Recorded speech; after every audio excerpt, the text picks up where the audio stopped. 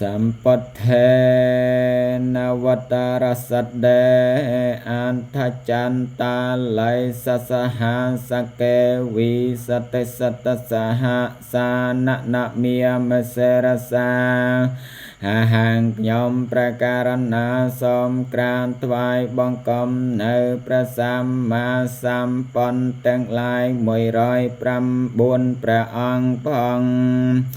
48,000 พระองค์พองปีเลียนพระองค์พองได้ตบองរបខ្ញុំ ព្រះករុណាទេសង្ឃធម្មញ្ចសង្ឃញ្ចអត្តរណនមេមហង្ឃខ្ញុំ ព្រះករុណាសូមក្រានថ្វាយបង្គំនៅ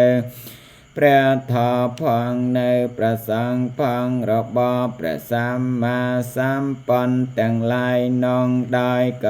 រុណមេការណភាវេនហន្ត្វា